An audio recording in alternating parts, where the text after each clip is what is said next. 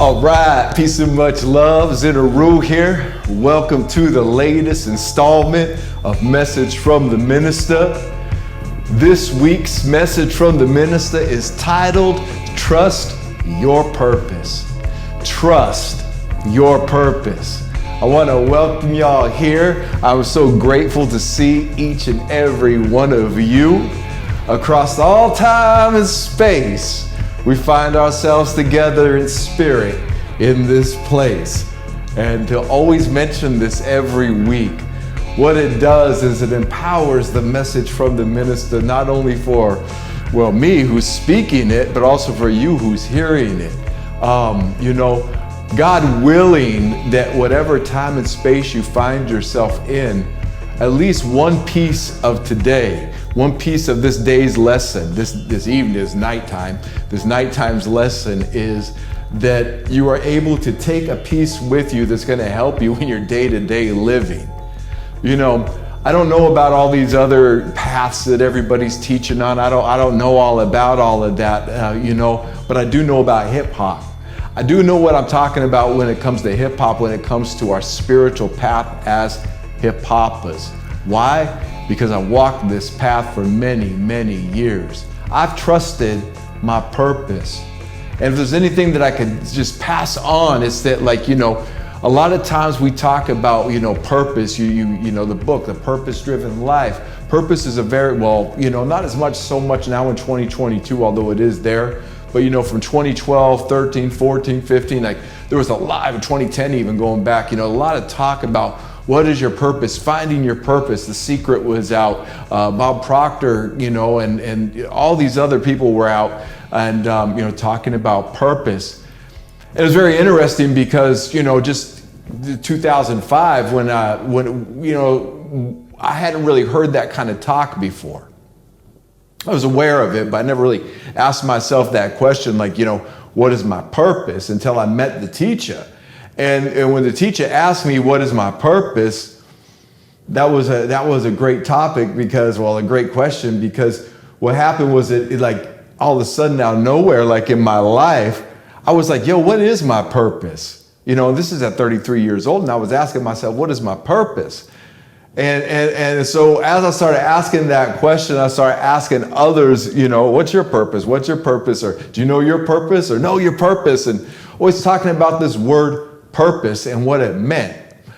And over the years, I would say that my understanding of purpose has changed. Even the way I define what purpose is has changed. But at the core of who we are, that purpose, it always remains the same. It's always known because it's not a word. It's not a definition. It's not even something to be defined like that, although we do, should, and will define it. It's a force within us. It's that spirit within us is our purpose. It's that something pressing inside, revealing its truth. That's that purpose that is pressing forward within each of us. And, this week, or just earlier this evening, actually, when I was preparing my notes, I had this just thought about heaven, about this idea of heaven, and also this new idea of the so-called metaverse. And, people being jacked into technology, being able to imagine and create a world, that they would want to live in. Forsaking the human body, eventually is what they, I don't think it's going to get that far, but this is where, the technology itself is headed, is for people to, jack in like in the Matrix, literally put on a bodysuit or however their version of jacking in will be. And, you feel the sensations, you can run, you can fight, you can have sex, you can do whatever it is that you want to do in this virtual world, in this virtual reality. And two things there that have me thinking about this when it comes to purpose, right? And follow me here. That there's this idea of this virtual reality where, people are saying, what if you could create any world you want to live in? Your version of what is heaven on earth to you? What is your version? What do people look like? Do they have blue skin? Do they have pink skin? Can people fly? Can you build a house with your thoughts? What would you do in a virtual world if you could do anything you want to do?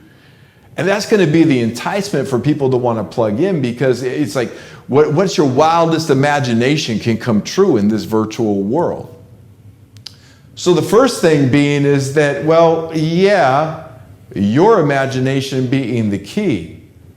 And a lot of times people's purpose only becomes what is limited to that person's imagination. So this is where you don't want to live a virtual purpose within the mind even. See, this virtual reality is going to try and seduce people with your wildest imagination, but people's imagination is certainly limited by what they see and what they experience. So if we go and say, this is my purpose, and it's just because it's what we want to see and what we want to experience with our limited imagination, what happens is we end up taking God out of the equation. And so this is why I say trust your purpose, because it's really trusting God. Because the purpose is like the real kingdom of heaven, this truth, this reality, not the virtual world that the AI is creating, but this true and living, breathing reality of earth and these human bodies that we are experiencing, even beyond this human body that we'll experience. That purpose means that there is a lot of unknown. And when there is unknown, it excites certain, certain physiology within us, but certain spiritual energy, certain kundalinis, which is the Holy Spirit. The Holy Spirit gets awoken in us. Big up to Dr. Apollo for pointing that out this week. But that spirit ignites within us, and as we're charged with that kundalini, with that not knowing, because when we don't know, when there's a mystery involved, it piques our interest. We start wanting to find out more about it. What is this? And the AI system is going to try and mimic that for people, not understanding how limited an AI system is when compared to the almighty sovereign mind of God and the universe and creation itself. And those who plug in are going to be forsaking their purpose, even if they think they're living their purpose in virtual reality. It's physics, because you're unplugging from this, the magnitude of God's creation and what it means to be a human being on earth, in earth. So when we say, what's my purpose? There has to be a space that we come to complete surrender before God. Because if we limit ourselves to our own imagination, and some of us, like I know myself, I got a great imagination. Listen to my albums. My creative juices be flowing, right? But I also know that is God's creativity flowing through me. And that creativity comes with being inspired by the creativity of others, and especially, specifically, by the creativity of God. Like, this whole thing is wonderful. This reality, the water body that we live in, is a miracle of miracles. Being a star in a jar is a miracle of miracles. And if humanity wants to lose sight of that, which a good chunk of humanity is going to lose sight of itself, okay? They're going to plug into that. They're going to become one with that. They want to do it. It's not up to us. The people make their own decisions. It's called free will. But free will has a price when it's out of alignment with the Christ, with God, with the universe, with nature. So as we're hip to our hop, as we're aware of our movement, as we're aware of our intelligent movement in our day, while we're living our purpose, we have to make moves with a certain amount of trust, which is faith, which is hope, with a certain amount of trust in that, hey, if I'm going to go in this direction, if I'm going to follow my soul, if I'm going to not listen to all of this chitter chatter around me, I'm going to center in onto the will of God. I'm going to come into this and say, what is my purpose in life? Why am I born? If I'm going to focus all of that energy into that center and into that space, that faith is a trust in myself, in my source, energy, life force, self.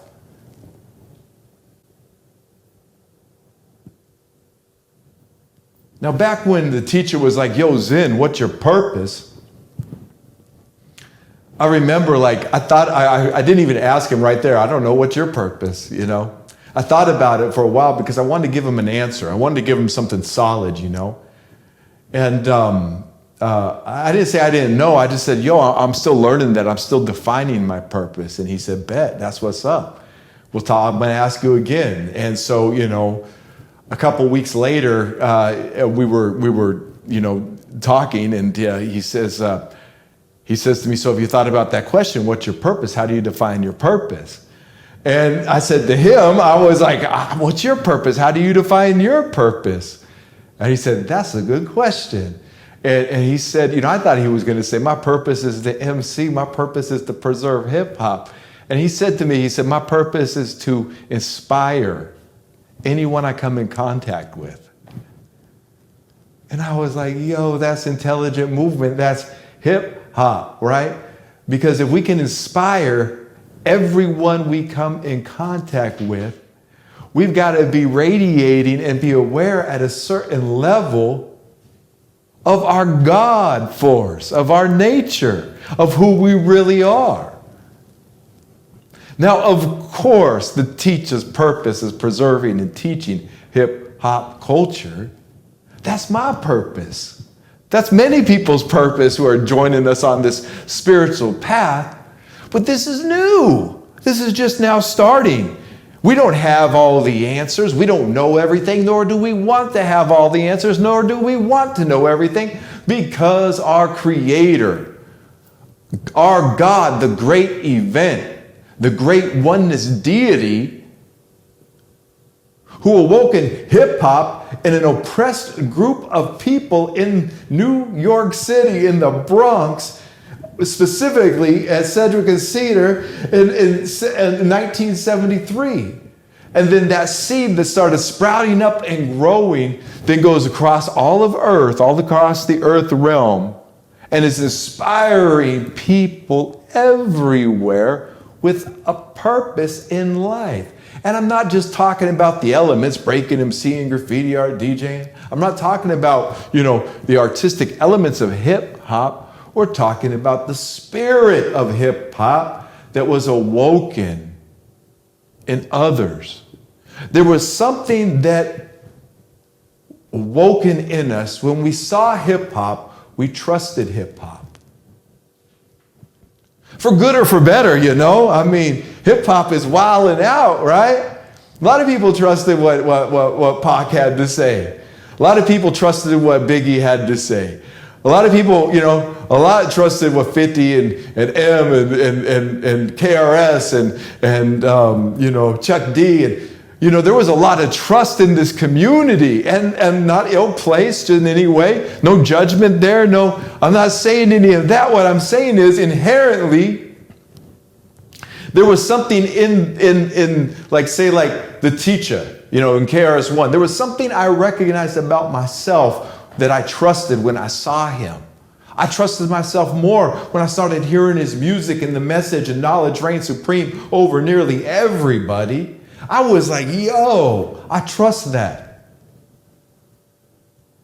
And on a deeper level, it's because I trust God and I trust my intelligence and I trust the living intelligence that God gave me to make the right decisions and be able to hear truth spoken by people.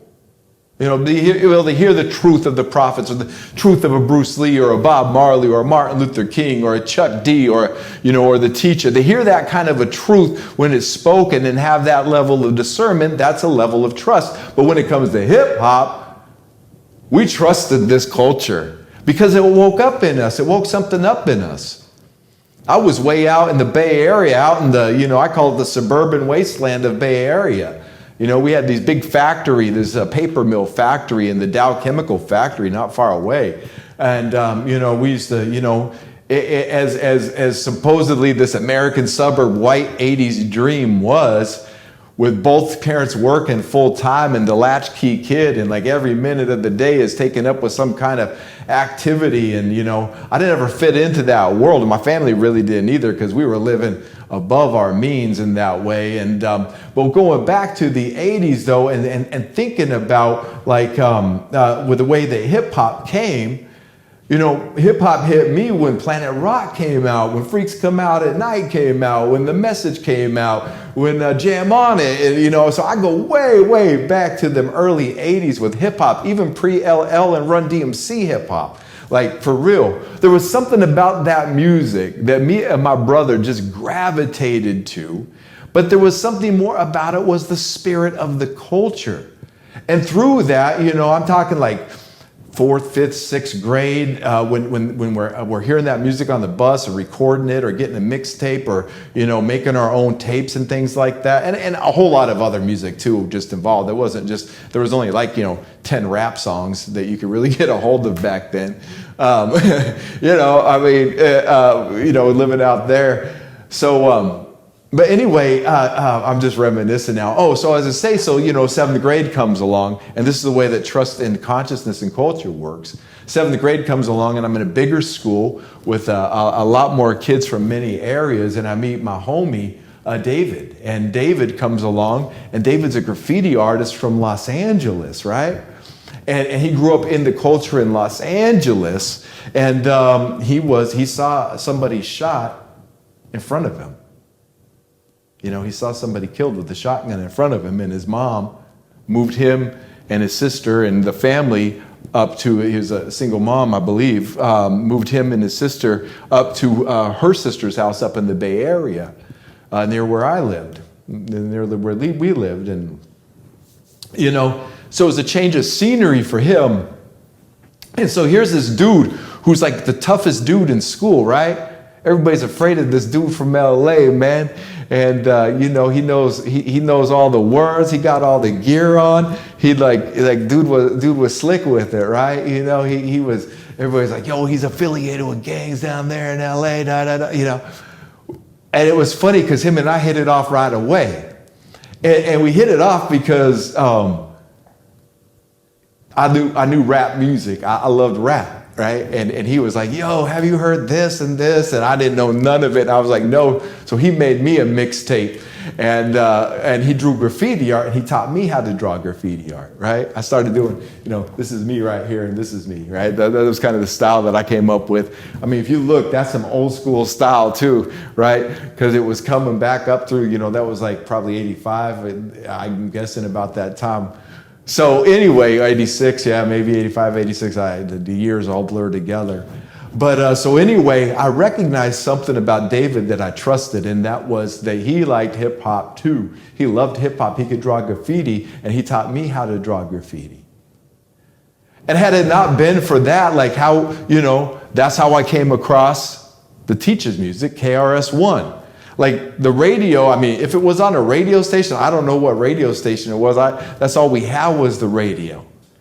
So hip hop was this real underground thing. I even got it kind of original culture style like that, where somebody who was living the culture in LA as a graffiti artist and knew all the music, and made me that mixtape that I hadn't heard none of that music yet, that like changed my life forever. It's changed my life so much that within a year, I was a fan of Boogie Down Productions, and once I started understanding what the teacher was saying as I got a little older, 14, 15, 16, by the time I was 18 and listening to I was just like anything that I can hear from KRS-One, I need to hear this music now, because that was the lessons.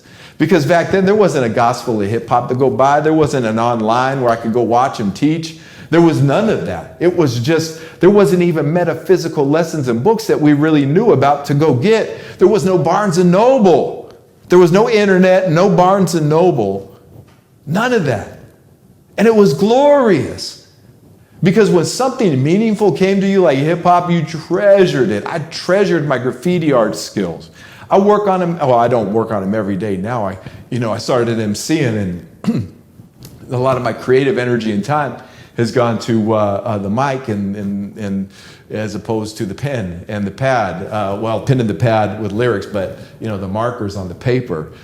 And so man. So going back to that, I trusted David in that way. And David was a good friend, man. We were homies for, a couple of years until he moved high schools and moved away. We were good friends, and we shared a lot. And he taught me a lot about life, because hearing about what, like growing up, where he was at in Los Angeles. I say Los Angeles, but it was near Boyle Heights. I don't really know all the neighborhoods down there, but it was one of the Mexican neighborhoods down there near Boyle Heights, and a lot of violence, So I got to hear these stories from him about what it was like in the hood, because this wasn't on the news. It wasn't even really addressed in rap music. It wasn't like we didn't start getting that until 88, 89, maybe, it wasn't, the violence was addressed in like Ice-T and NWA. We started getting that a little bit later, but this is pre-NWA, right? Wow. Like, this just kind of reminiscent here about how far this goes back, but follow this conscious stream, because at one point, everyone listening to Message from the Minista was hit with hip hop in their life, and they gravitated to that. There was something that they trusted about hip hop in their life. And I just want to say, like, if anybody in hip hop has ever let you down, don't use that as an excuse to put that onto hip hop itself. The creative force that is hip hop, the consciousness that is hip hop, the culture that is hip hop is bigger than any one of us. Like judging hip hop by hip hoppers is like judging Christianity by Christians, Like what it says in the book, what it says in the Holy Scriptures, what it says in that book is different than the way most people interpret it and live it out. And that's the same with hip hop. We can look at ourselves collectively and be uplifted and inspired, or we can be disappointed and be like, yo, we got to do better, Well, I just say to any hip hoppers out there, if any hip hopper has ever let you down, including me, don't look at me for it. Look at what hip hop is. I'm just the finger pointing to the moon. Keep looking at the finger and you'll miss all the heavenly glory. I'm just the finger pointing to the moon. Don't be looking at me. I'm pointing you to hip hop. I'm pointing you to God. That's it. That's my purpose right there, is to have people discover and find and ignite that inner fire within, that soul fire that is within, to such a place that you begin experiencing the creation that God created you to experience, and not that lame-ass experience of this virtual reality, the New World Order system, whatever that, the job and the television and the schooling system and all that, all of that system, that lower vibrational trap that it is. Because we only get this life.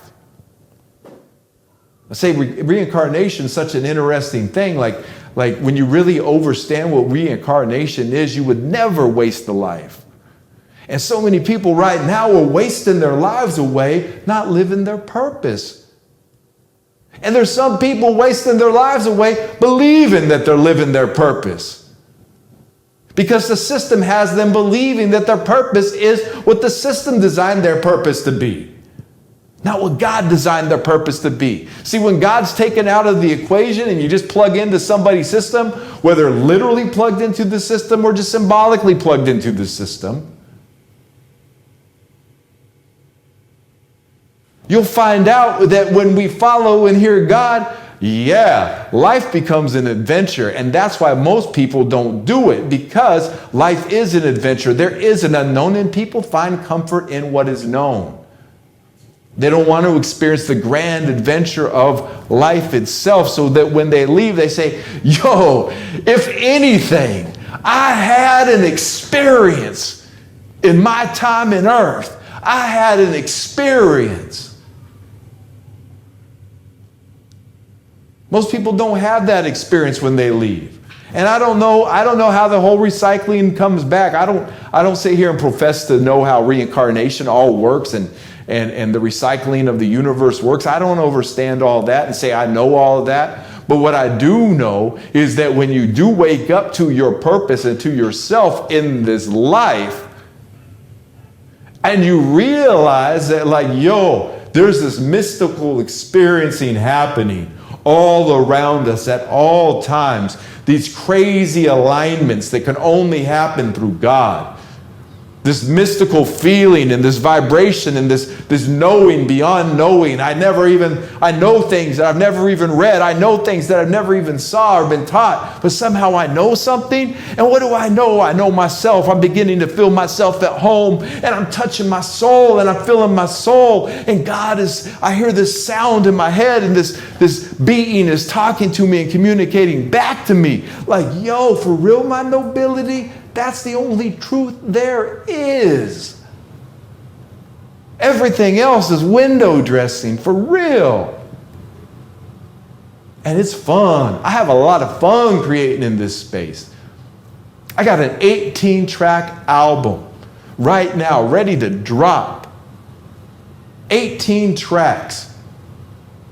Shit is all fire. It's all dope. Every song has a reason. Every lyric has a message and a purpose. And I put a lot of love and time and creativity and inspiration into that album. And there was times when God just was like, woo, woo, woo, did some mystical things on the album. And it's exciting. I'm going to put it out. Whatever happens, though, after that happens after that. Because it's not the experiences making the album, it's the experience itself. It's the creative process, and then the writing and the inspiration that's the purpose of the album. And anybody it inspires, great. Anybody who hears that word, great. What it puts out into the morphogenetic field is going to be powerful. Because my name is Zin Uru, and when I speak, it vibrates the frequencies, and when I release things into that digital realm, it literally moves the matrix itself, and so can your artwork. That's what it means to be hip-hop. That's what it means to be intelligent movement. You're intelligently moving reality itself. And the only way that God can really trust you is when you surrender to God. Then you can really see what this is all about. We really get to experience what this is all about because we have completely surrendered to God, no matter the circumstance or the situation.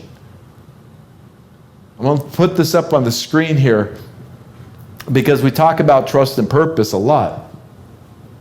So let's look at what it means to, what does trust mean? We'll look at this definition. These aren't very long. We'll look at this one first, and then we'll look at what purpose is. I thought that, purpose was very interesting. I think we have actually read purpose, the definition of purpose. But when purpose talks about intention, so we're gonna get there in a minute, but look at trust here, okay? This is really dope. This is one of those dope words in the English language. Trust. And this one right here, to me, this one says it all. Firm reliance on the integrity, ability, or character of a person or thing. Firm reliance on the integrity, ability, or character of a person or thing. See, there's the purpose is hidden in here, if you could see it. Because purpose requires integrity, purpose requires ability, and purpose requires character. Number 2, custody, care. When the teacher wrote the gospel of hip hop, he trusted the hip hop community to be able to receive the gospel of hip hop. So see, that the gospel of hip hop, if it's in your hands, it's in your custody and your care. It's in your trust. You are being trusted with that knowledge. So please take it seriously. Trust. Definition number 3. Something committed into the care of another, a charge. See, this is a little bit different than custodial and care. This is something committed unto the care of another. This is that life. What is hip hop? You've been trusted with the care of hip hop in your life. How will you proceed with that? Definition number 4A. The condition and resulting obligation of having confidence placed in one. So this is more of the trust that we were speaking about earlier when it comes to hip hop. And that innately, when somehow, for some reason, when hip hop came into, with all the other options, with all the other sounds, with all the other, looks and styles and fashions that were in our environment, there was something about hip hop that we trusted. The condition and resulting obligation of having confidence placed in one. There was a certain amount of faith or confidence that we had in hip hop. Definition 4B, very similar. One in which confidence is placed. That would be somebody, one, KRS One, in which confidence was placed. I placed a lot of faith and confidence. I place a lot of faith and confidence in that.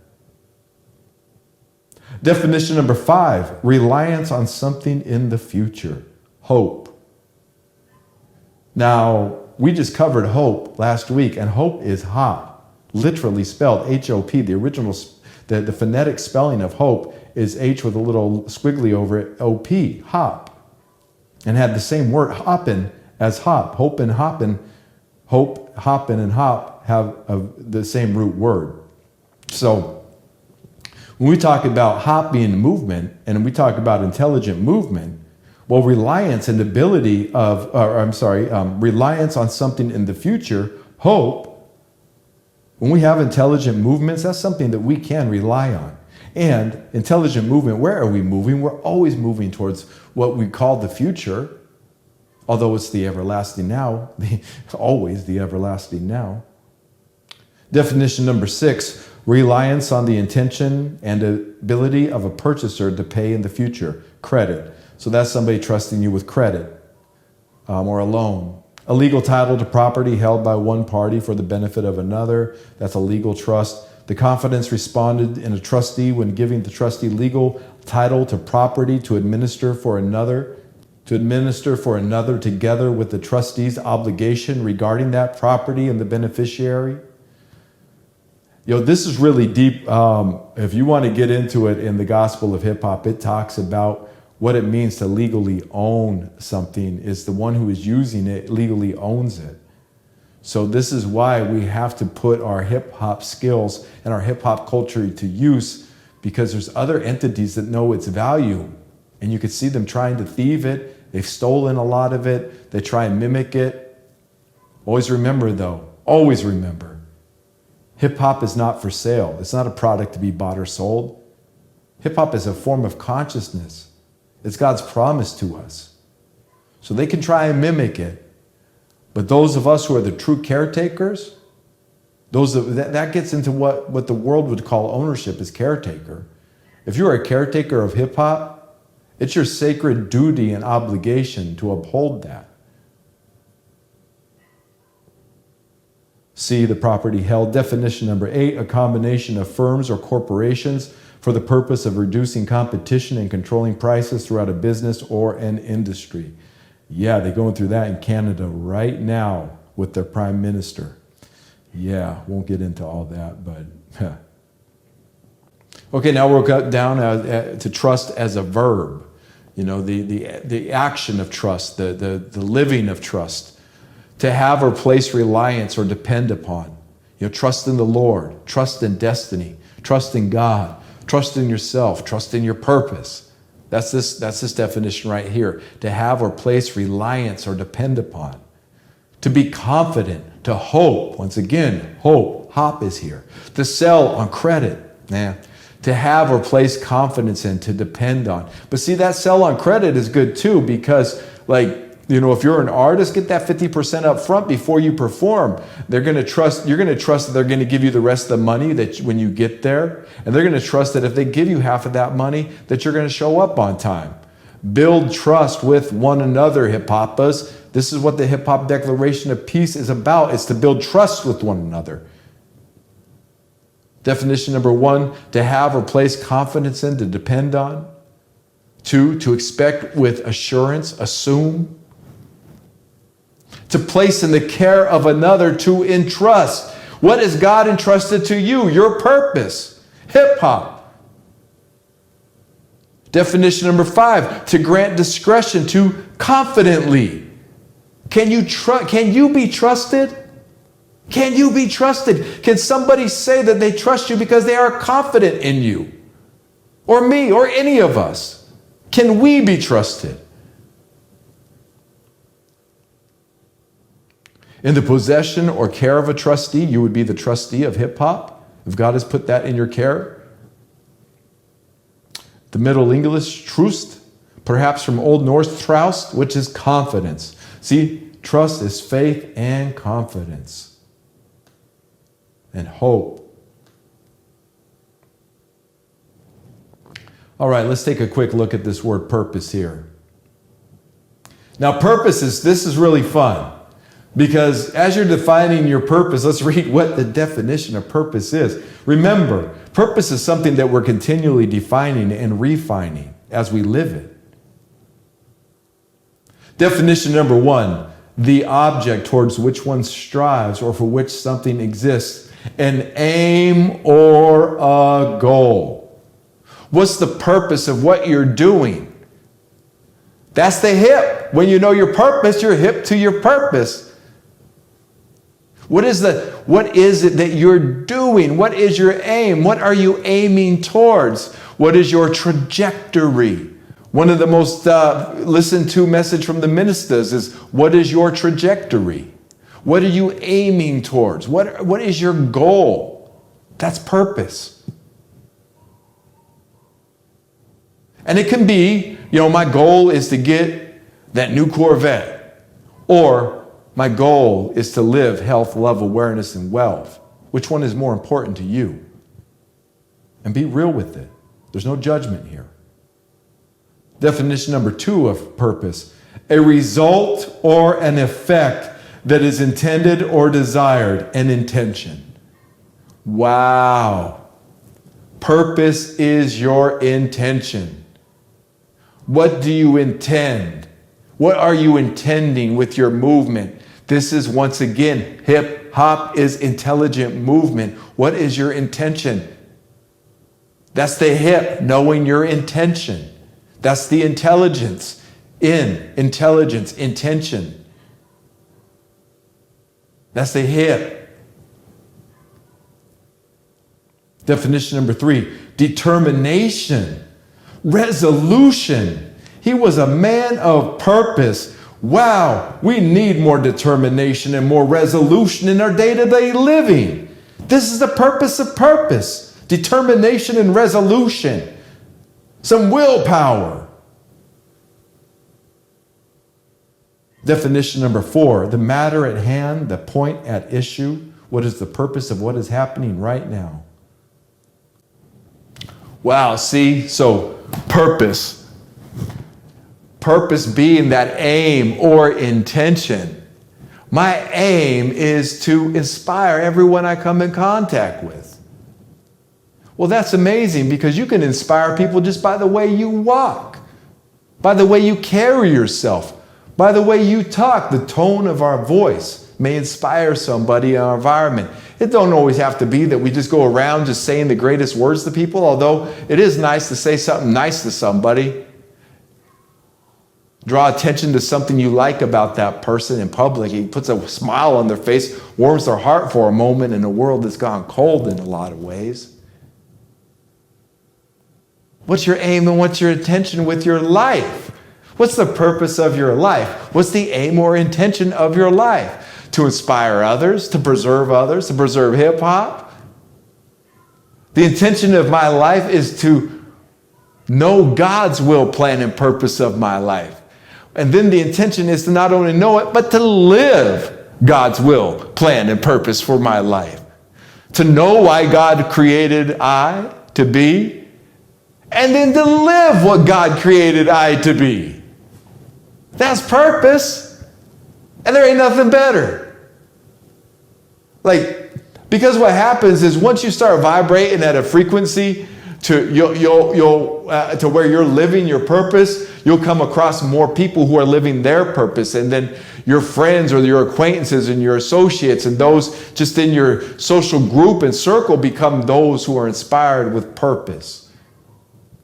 And it starts creating the synergistic movement with those who know themselves, because that's the purpose itself. And to find this divine inspiration and then to become something and do something that no one else can do and no one else can become, because that's how great God is. God made all of these expressions unique. Like every song is different when you're an MC and you write, and all your songs are different. They may have certain flavors in them and certain sounds in them that remind of other songs. But the truth is, every creation, like I know every song that I've written intimately. I remember every detail of every song, where it was recorded, when I recorded it, when I mixed it, what I was thinking, why I wrote this, why I said that. And each one of them is different and special to me. And that's how God is with us as God's children. Each one of us is unique and special. Some may be similar, but within them, there's unique differences that make them completely different.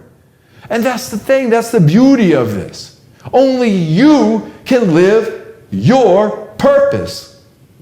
Only you can know and live what your purpose is.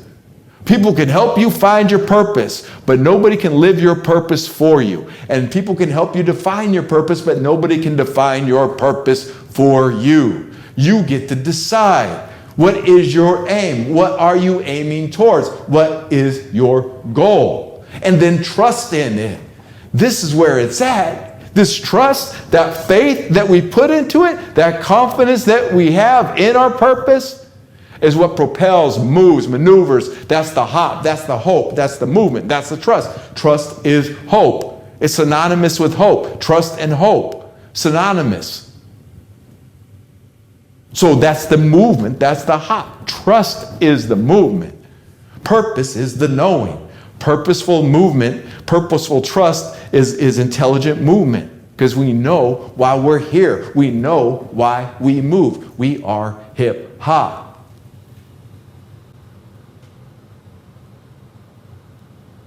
And I know some amazing people with some amazing sight. I happen to be one of them. And as you begin, and I want to say this because I know y'all out there. We know one another. On some level, we've interacted with one another. You're here in this time and space spiritually, sharing this space. I don't just invite anybody into my home. There's a certain level of trust with you being here. And trust and believe I'm well protected by the ancestors, by the angelic realms. Trust and believe that. I trust that. I trust in God.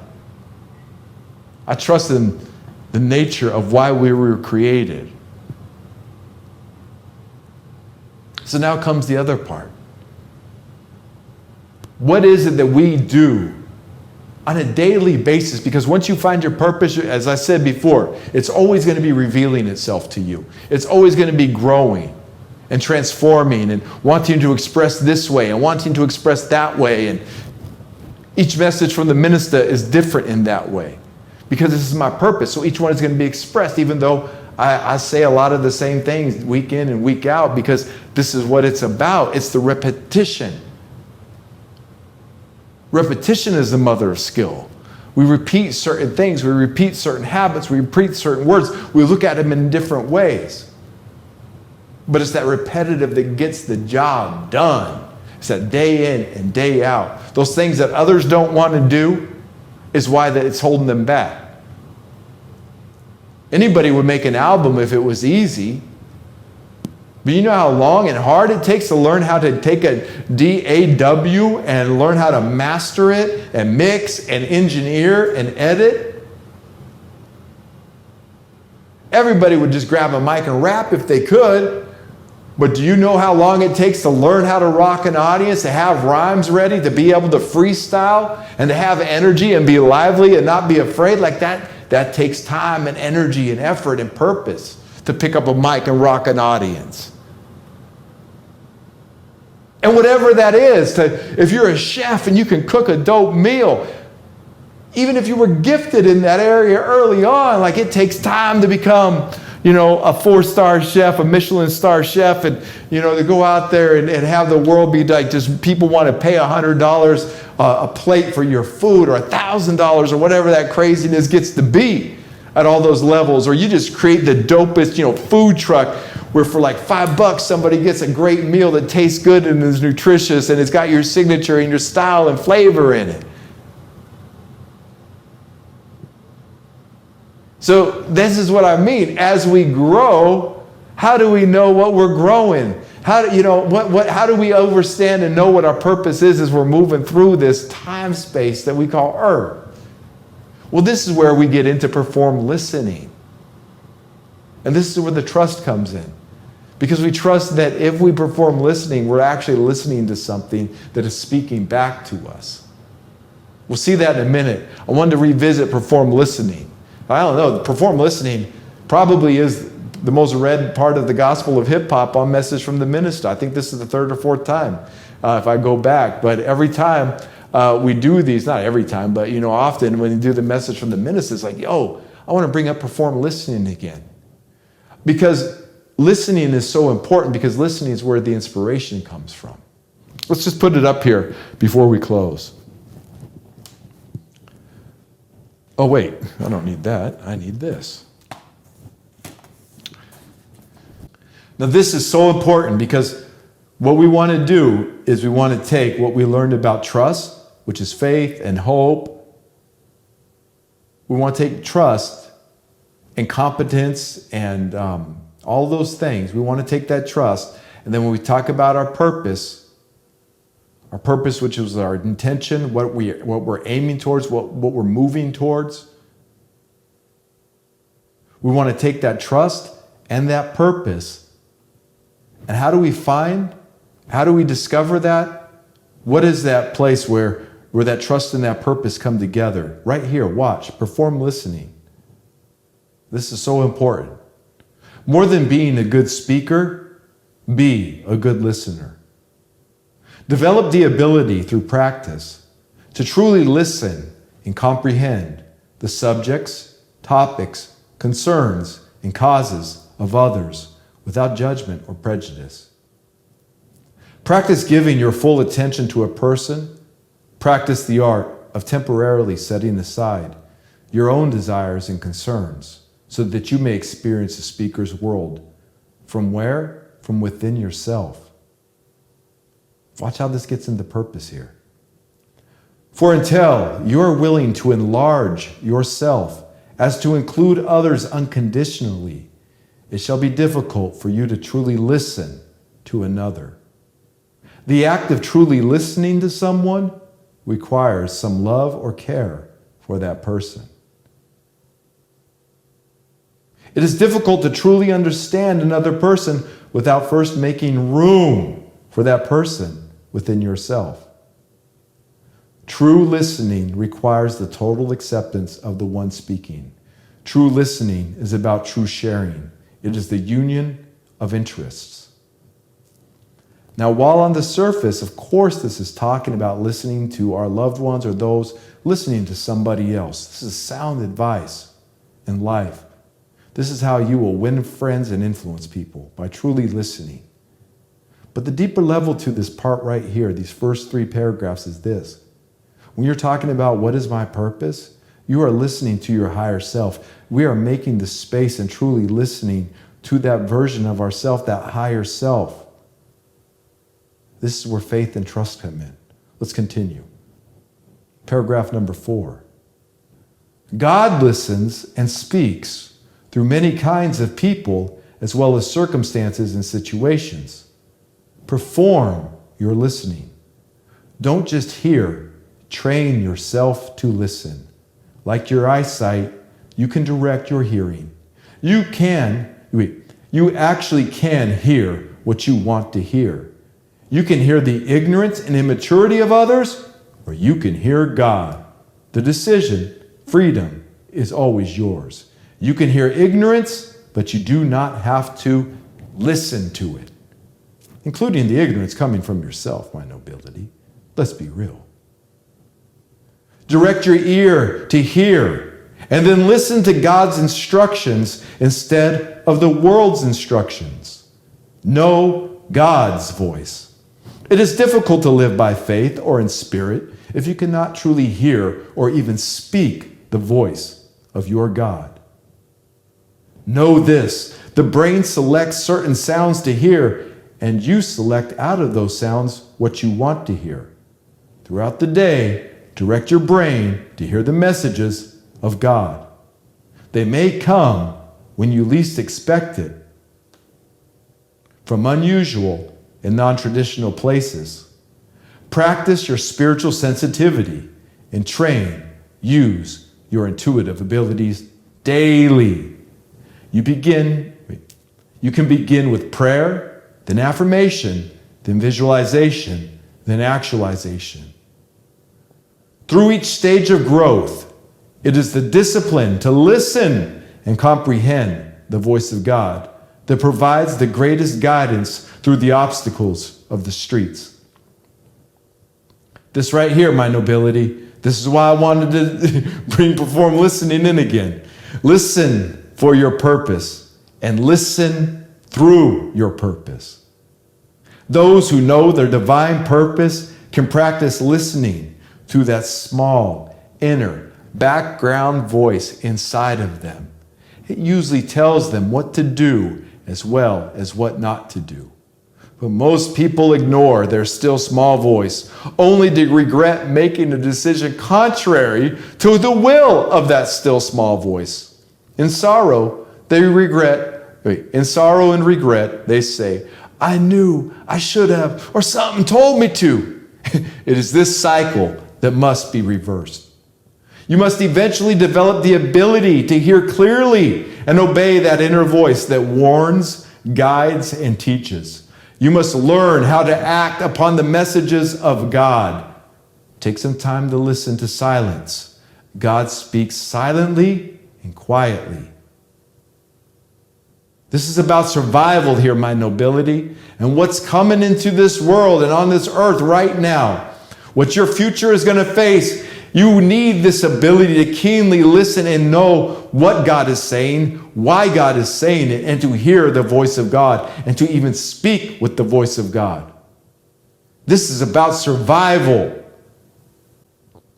When a split-second decision must be made in the material world, or when you get that feeling to choose left or right, yes or no, him or her, them or me, a helpful technique to hearing and obeying your inner voice has traditionally been to act upon your first impression. For those who live spiritual lives, usually it is the wiser self that advises us first, then the younger self doubts the advice of the wiser self in the decision-making process.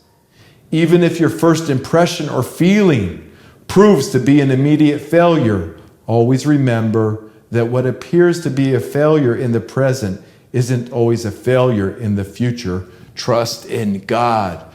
That, my nobility, number 12, right here, let's read it again. This is trust in God. See, we have trust and purpose coming through perform listening. This is why we chose this lesson for today's message from the Minista. Check this out. Even if your first impression or feeling proves to be an immediate failure, always remember that what appears to be a failure in the present isn't always a failure in the future. Trust in God. Just because you cannot immediately see the success of your decision does not mean that your decision has led you to failure.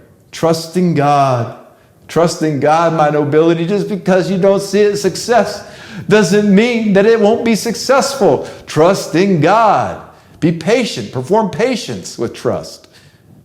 Those who truly live in spirit and take their gospel seriously are guided and protected even when they cannot see it or do not even know it. Oh, this is so true. God is protecting you from things you have no idea of right now. Trust God. All throughout life, you will be guided towards the fulfillment of your divine purpose. Even when you appear to be lost, you are moving towards your divine purpose. Even when you believe that you are late, you shall escape danger and arrive right on time. Even when you lose, you shall win. Trust God. Even when adversity arises, fear not. Indeed, you are moving toward your divine purpose. When things are taken from you or damaged, or it appears that you cannot get the things that you want, do not be discouraged. It is for your own protection and development. The key to understanding life and flowing with life is in the knowing of your life purpose, and in the knowing that it is your life purpose that God is actually fulfilling, and that you are ultimately achieving your vision of yourself. Listen to your purpose. Feel and follow the direction of your purpose. Those who do not yet know their life purpose should ask their God to reveal it to them. Search your heart and listen. God has already given you purpose. Look around your environment and into what you do best. Listen out for those activities that truly make you the happiest. You are already being called to your purpose right now. Do not be discouraged. Release all doubt. Listen and be guided. Perform listening.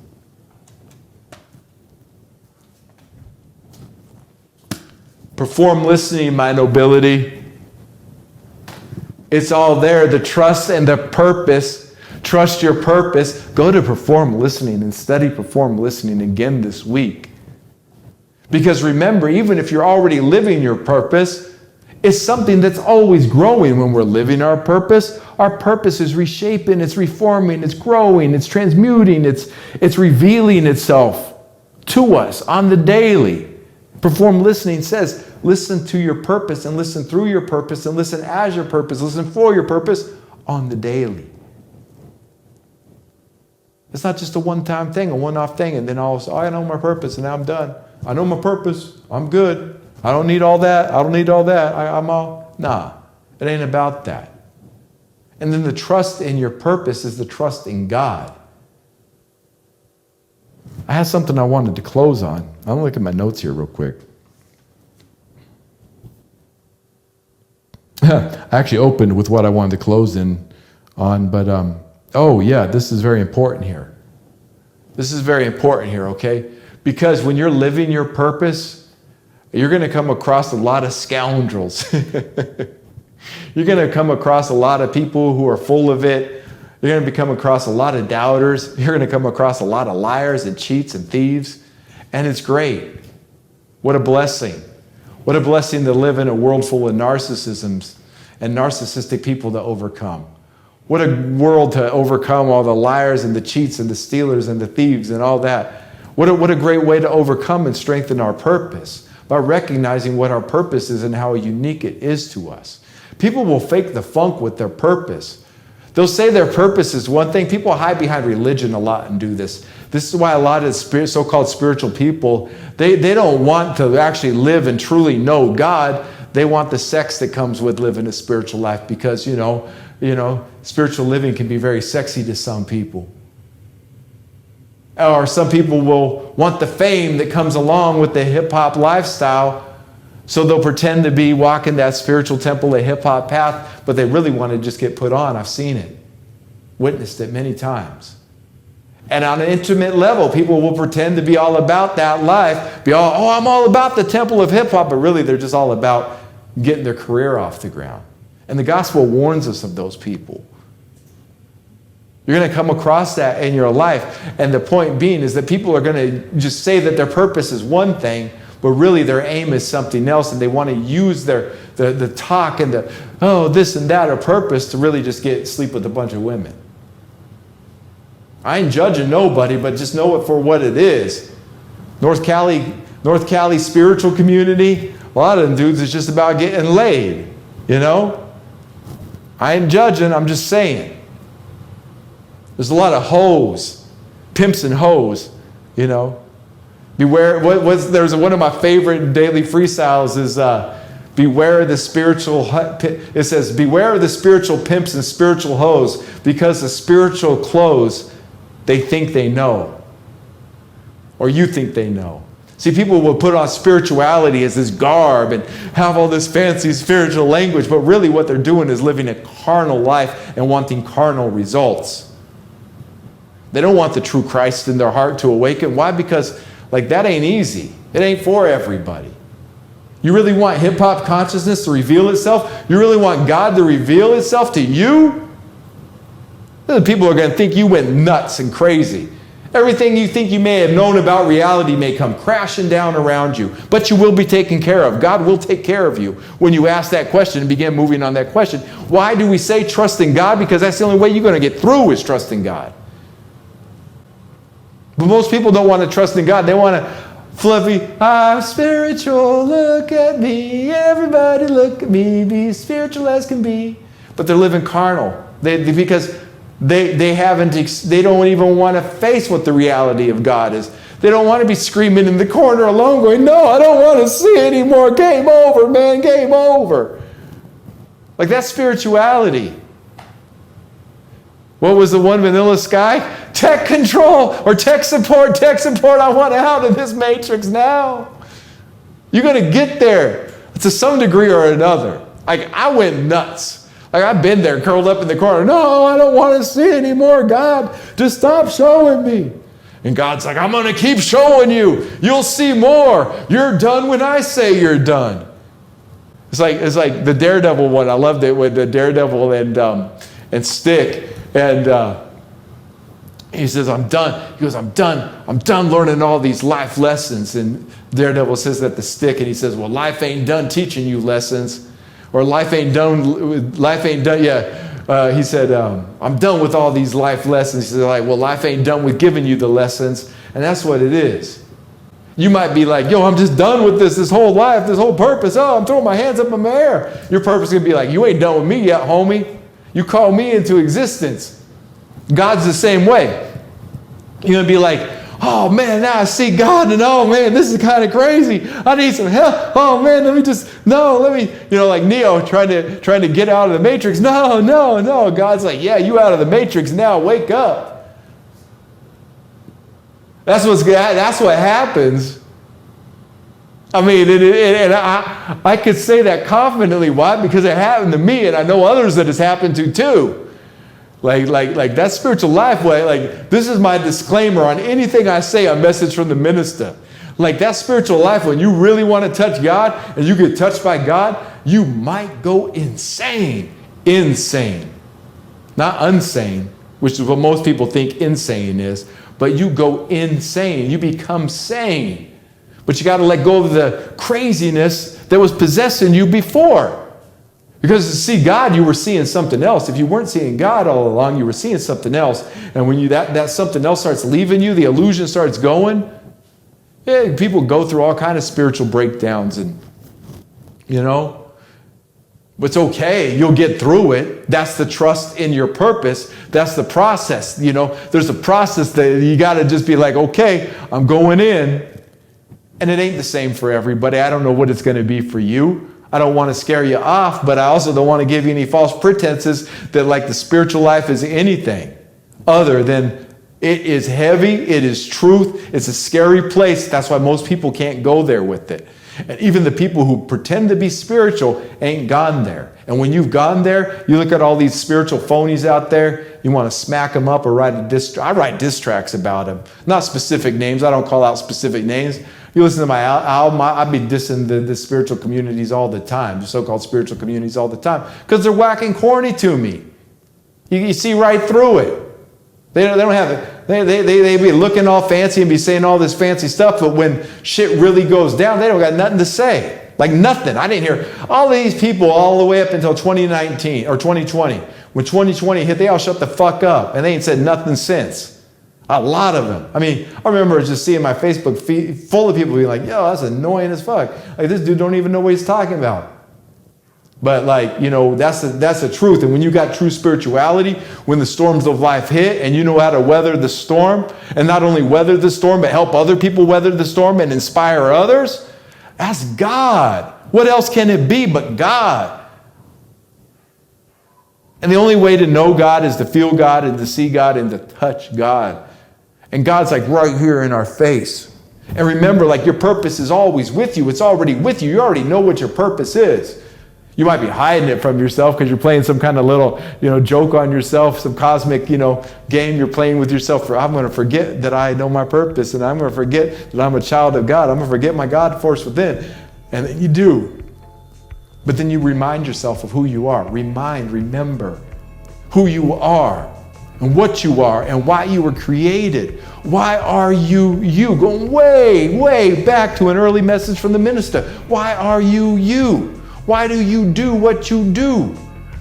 What is your purpose? Now that you know your purpose and you're defining your purpose, trust in that purpose. Don't trust in the ways of the world. Don't trust in all the chitter chatter of everybody else's opinions and thinkings and what they want you to think and what they Mom, I'm in my purpose now.